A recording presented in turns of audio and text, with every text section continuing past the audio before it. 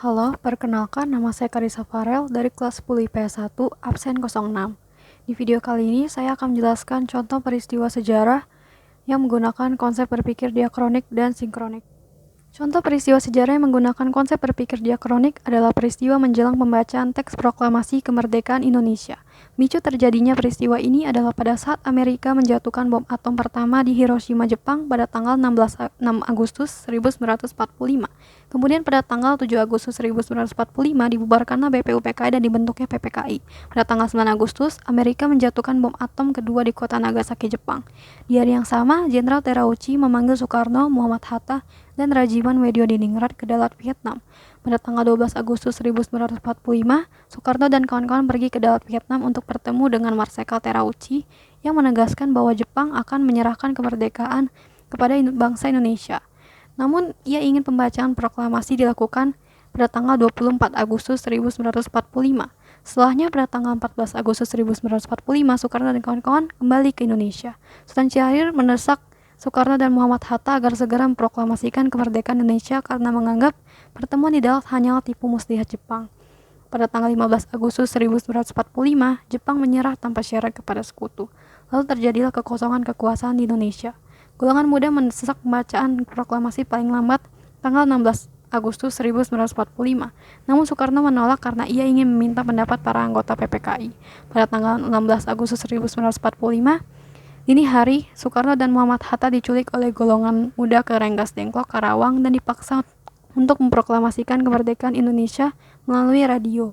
Malamnya, mereka berdua kembali ke Jakarta.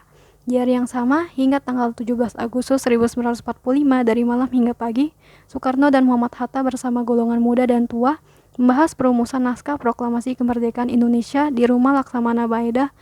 Dan pada akhirnya, pada tanggal 17 Agustus 1945, pada jam 10 pagi, Soekarno dan Muhammad Hatta membacakan teks naskah proklamasi kemerdekaan Indonesia di Jalan Pegangsaan Timur, nomor 56, Jakarta. Contoh peristiwa sejarah yang menggunakan konsep berpikir sinkronik adalah keadaan ekonomi Indonesia pada tahun 1998 saat terjadinya krisis moneter atau resesi ekonomi. Indonesia berada dalam kondisi ekonomi yang sangat terpuruk pada tahun 1998 sehingga terjadilah krisis moneter atau resesi ekonomi saat itu. Resesi ekonomi ini sendiri terjadi pada masa pemerintahan Soeharto, sehingga peristiwa ini disebut-sebut sebagai penyebab utama dari tumbangnya masa pemerintahan Soeharto setelah berkuasa selama 32 tahun. Pada tahun tersebut, Indonesia memiliki banyak utang perusahaan dan negara yang jatuh tempo di tahun yang sama. Hal ini tentu membuat banyak sekali perusahaan yang gulung tikar atau bangkrut. Akibatnya, angka pengangguran meningkat dan pendapatan per kapita Indonesia turun drastis dari 1.155 US dollar per kapita pada 1996 menjadi 610 US dollar per kapita pada 1998. Selain itu terjadi pelemahan nilai tukar rupiah terhadap dolar Amerika Serikat hingga 15.000 per dolarnya. Harga barang juga meningkat pesat dan inflasi semakin tidak terkendali.